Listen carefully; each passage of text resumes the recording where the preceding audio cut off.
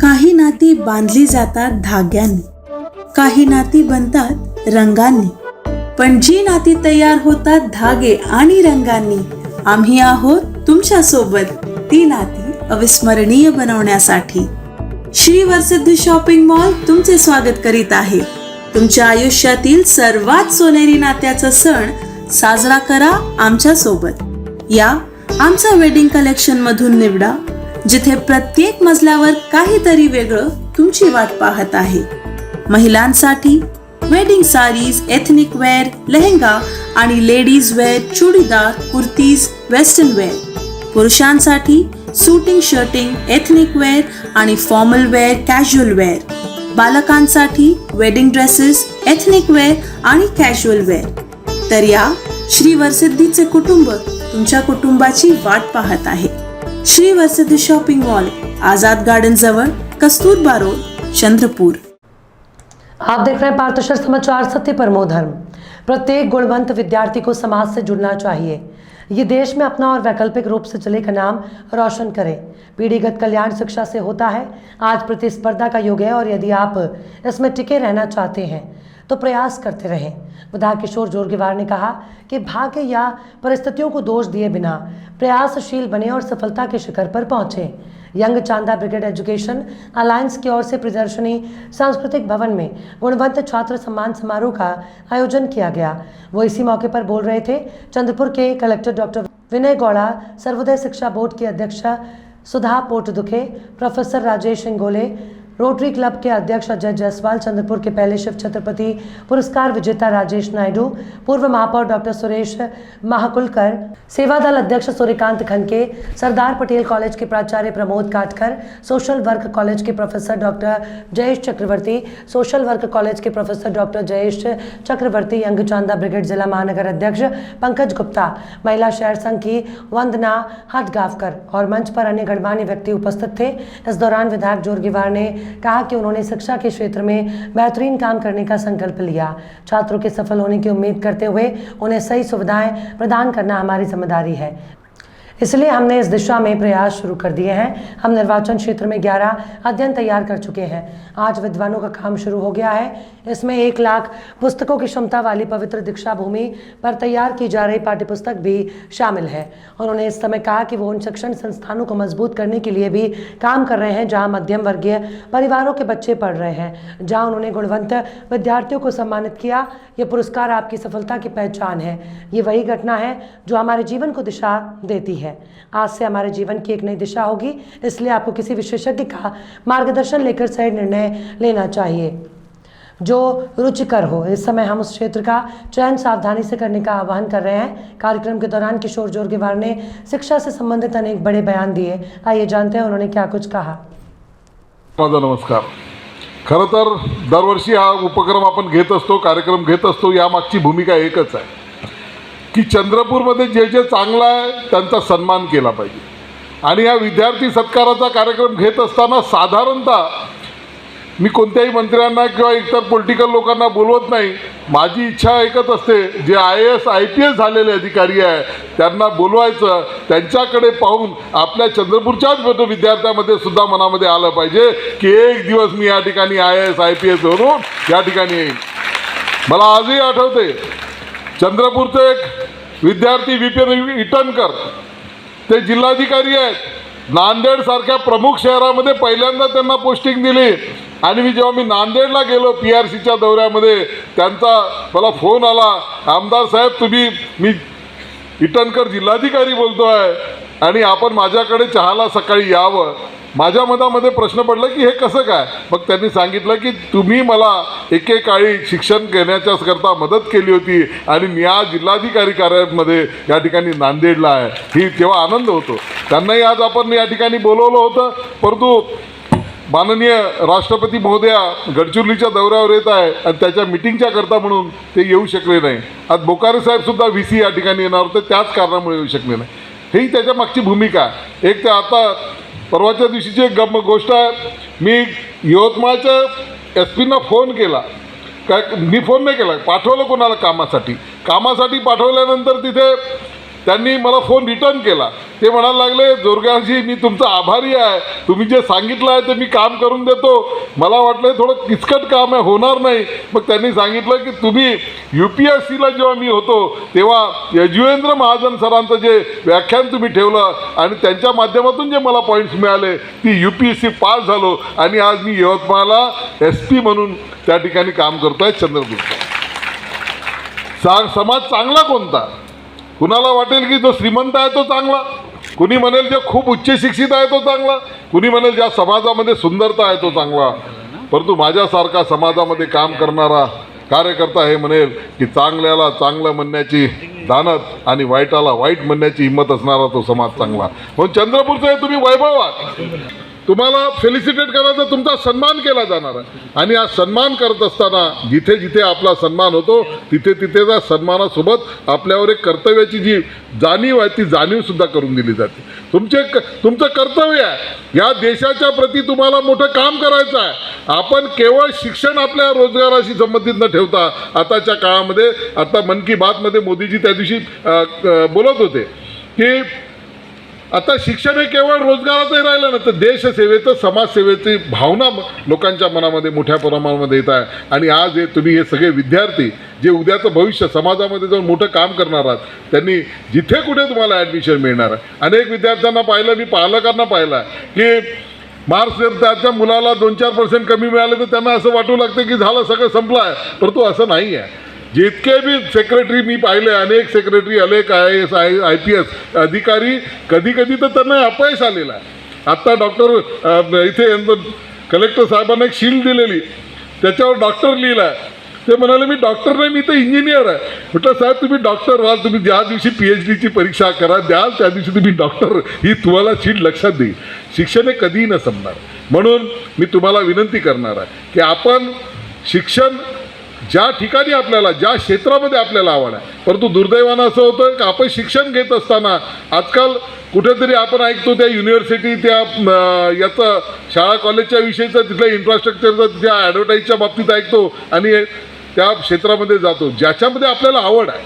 ज्या क्षेत्रामध्ये आपल्याला आवड आहे त्या क्षेत्रामध्ये हा एक चांगला इनिशिएटिव्ह यंग चांदा ब्रिगेड यांच्यामार्फत करण्यात येत आहे. कोणताही एक माणूसच्या आत्ता बोलण्याप्रमाणे 12वी जो असतात ते टर्निंग पॉईंट असतात. 12वीच्या नंतर त्यांच्या कोणत्या फील्डमध्ये जायच्या, कोणत्या स्ट्रीममध्ये जायच्या आणि पुढे जाऊन कोणत्या कॅरियर त्यांचं काय असेल हे ठरतात. तो त्याच्यामुळे 12वीचा जो फायनल एक्झाम असतो ते महत्त्वाचा असतो.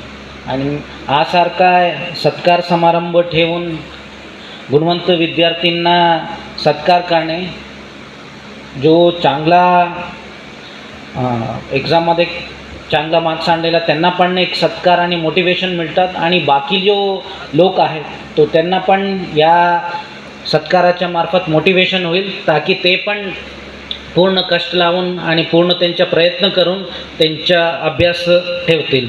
आणि माझा पण असा 12वीच्या नंतरही आपला कोणत्या ठिकाणी जाणार हे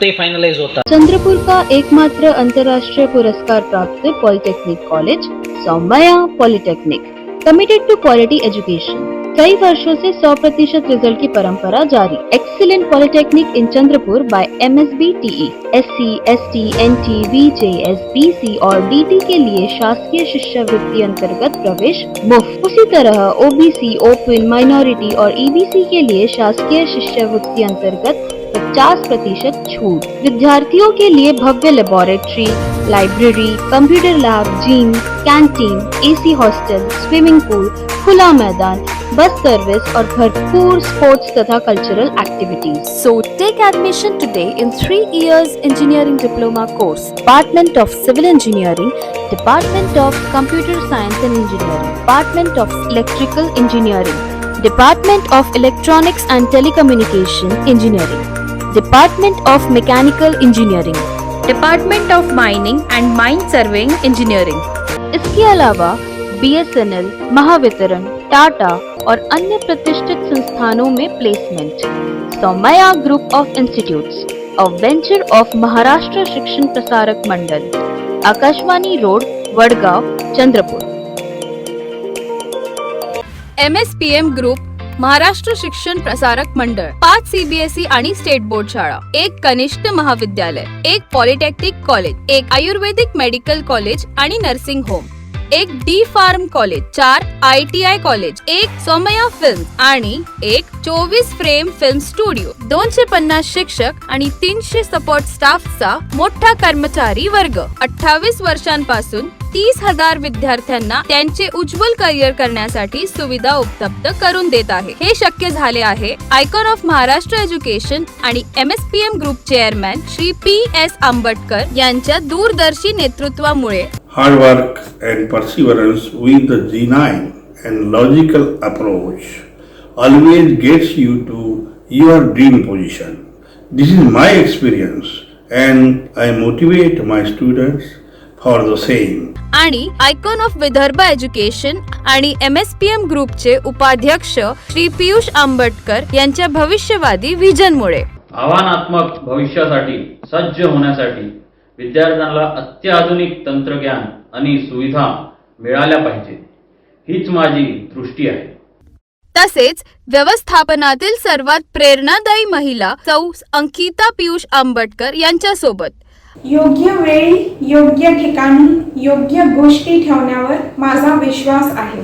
आता आमचे नीट, JEE आणि MHT CET कोचिंग आमच्या 100% यशाच्या ट्रॅक रेकॉर्ड सह तुमच्या मुलांचे भविष्य घडवण्यासाठी त्यांना तयार करून यशस्वी डॉक्टर आणि इंजिनियर बनवण्यास तयार करत आहे. Somaiya career institute. मर्यादित जागा, वाजवी फी. संपर्क करा 92715 26128 किंवा 91689 01429. पत्ता Saumya campus, Akashvani road, Wadgaon ward, Chandrapur. NCP chief Sharad Pawar से अजीत पवार की बगावत करने के बाद से महाराष्ट्र की राजनीति गर्मा गई है. इस मामले पर कांग्रेस के वरिष्ठ नेता और पूर्व मंत्री विजय वडेट्टीवार ने कहा कि एक म्यान में 2 तलवारें नहीं रह सकती हैं. देवेंद्र फडणवीस और अजीत पवार दोनों ही महत्वाकांक्षी नेता हैं. ये दोनों नेता एम्बिशियस और लड़ाऊ नेता हैं. अपने लक्ष्य को हासिल करने के लिए इन दोनों नेताओं के सामने जो भी आता है उसका रास्ता साफ करके ये आगे बढ़ने वाले लोग हैं.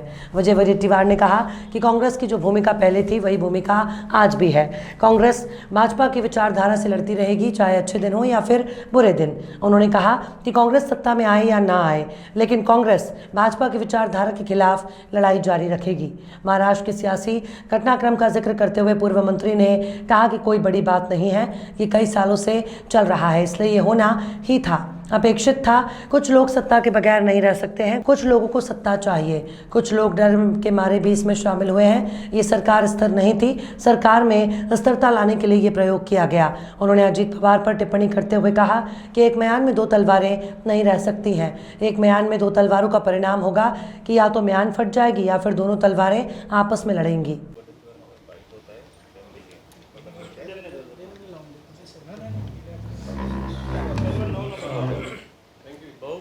राष्ट्रवादी काँग्रेसमध्ये मोठी फूट काल पडली. आपण पाहिलं अजित पवारांसह त्यांचे समर्थक आमदार जे आहेत ते सरकारमध्ये सहभागी झाले. काँग्रेसची आता यापुढची भूमिका काय असणार आहे? महत्त्वाचं म्हणजे महाविकास आघाडी कायम असणार आहे का, किंवा काँग्रेस या सगळ्या घडामोडीकडे कसं बघते? खरं तर ती कालची फूट ही अनपेक्षित होती असं म्हणणं गैर आहे. ही अपेक्षित होती. अनेकांना माहीत होतं की शरद पवार साहेबांचे प्रयत्न जे चालले होते आणि समजवण्याचाही प्रयत्न झालेला होता, पण अजित पवारांना मात्र थांबायचं नव्हतं आणि फुटण्यासारखं काही कारणही नव्हतं. कारण अनेक वर्ष त्यांच्याकडे सत्ता होती, पदं होती आणि छोट्या मोठ्या गोष्टीवरून प्रदेशाध्यक्ष वगैरे हे काही कारण नाही. त्यांना तिकडे जायचं होतं आणि जायचं कशासाठी होतं हे काल शरद पवार साहेबांनी स्पष्ट केलेलं आहे. आणि त्यांची नावंसुद्धा अनेकांची पवार साहेबांच्या कडून त्यांच्या मुलाखतीमध्ये सगळ्या प्रसारमाध्यमापुढे आलेली आहे. परंतु मला वाटतं की काल झालेली फूट ही महाराष्ट्रातील एकूण राजकीय वातावरण ढवळून काढणारी अशी ही फूट होती. मुळात 2 गोष्टी लक्षात घेतल्या पाहिजे. सत्ता गेल्यानंतर राष्ट्रवादीचे अनेक लोक सत्तेशिवाय राहू शकत नाही. हे गेल्या अनेक वर्षाचा अनुभव आहे. सत्ता ज्या दिवशी गेली त्या दिवशीपासून राष्ट्रवादीमधील धुसफूस वाढली आणि दादांचा कल हा सत्तेकडे होता हे तेव्हा अनेकांच्या लक्षात आलेलं होतं. हे स्पष्टपणे सांगतो. तरी पण शरद पवार साहेबांनी तो सावरण्याचा प्रयत्न केला, समजवण्याचा प्रयत्न केला, पण त्यांच्या समजण्याच्या पलीकडची गोष्ट होती हे आता स्पष्ट झालेलं आहे. त्यांच्याही मुलाखतीतून हे स्पष्ट झालेलं आहे. अशा स्थितीमध्ये काँग्रेसची भूमिका काय? कालच्या भूमिकेवरून पवारसाहेबांनी जे वक्तव्य केलं त्यातून असं मला वाटतं की ते महाविकास आघाडीबरोबर राहतील. आता तो त्यांचा निर्णय कधी काय डिक्लेअर होतो काय त्यांनी सूत्रवाच केलेला आहे. परंतु आम्ही काँग्रेस, उद्धवजी ठाकरे साहेब आणि इतर आमच्याबरोबर असणारे पक्ष जे आहेत त्या सगळ्या पक्षाची मोठ बांधण्याचं काम काँग्रेसला करावं लागेल आणि एक सशक्त असा पर्याय काँग्रेस आणि महाविकास आघाडी म्हणून आम्हाला जनतेच्या पुढे जावं लागेल. त्याची तयारी आम्ही करतो आहोत. खरं तर कालच्या सोशल मीडियावरील एकूण आपण लोकांच्या प्रतिक्रिया बघितल्या तर पुन्हा सत्ताधाऱ्यांचा पाय खोलात जातो आहे एवढं करूनही हेच त्या प्रतिक्रियेवरून दिसत आहे. जवळपास 90% लोकांनी अशा अभद्र प्रकाराला विरोध दर्शविला आहे.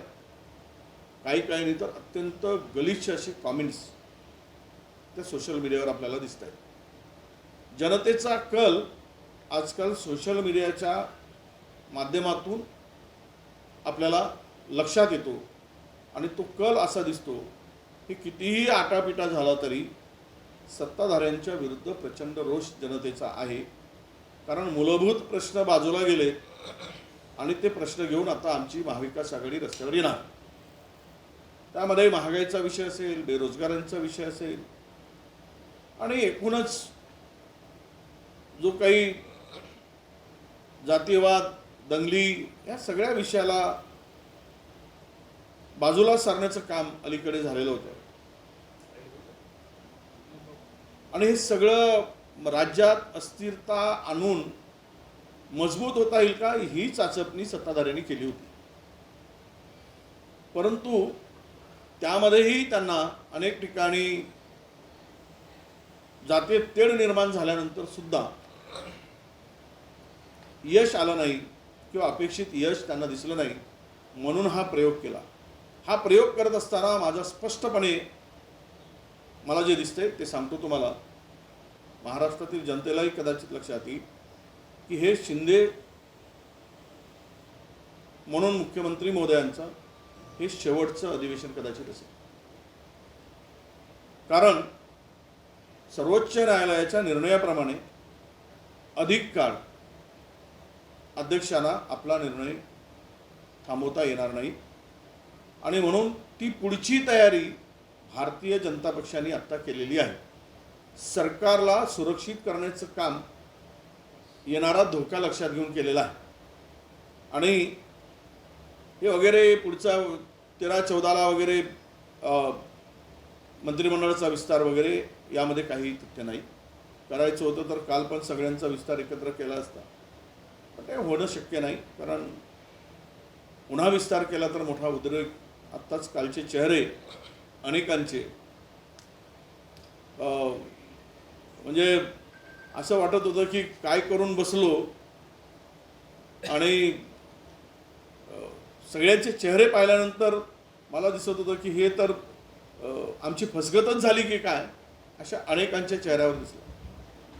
एकूणच या सगळ्या परिस्थितीमध्ये काँग्रेसला चांगले दिवस येणार काँग्रेस मजबूतीनं उभं राहणार आणि जनता काँग्रेसच्या पाठीमागे खंबीरपणे उभी राहील हा मला पूर्णतः विश्वास आहे. जनता करियर लॉन्चर जनता महाविद्यालय चंद्रपूर एक जबाबदार संस्था, विश्वसनीय शिक्षक, पुन्हा एकदा सिद्ध. 11वी 12वी IIT JEE NEET MHT CET institute with 100% result. 12 वर्षाची यशस्वी वाटचाल for MBBS and JEE advance selections. Doctor व इंजिनियर घडवणारे जिल्ह्यातील पहिले institute. Janata career launcher Janata Mahavidyalaya Chandrapur. सत्र 2023 ते 24 साठी प्रवेश सुरू. Residential campus Datala road, Ramnagar, Chandrapur. ऑफिसचा पत्ता Janata BEd college, civil lines, Chandrapur. कार्यालयीन वेळ सकाळी 9 ते 5 पर्यंत.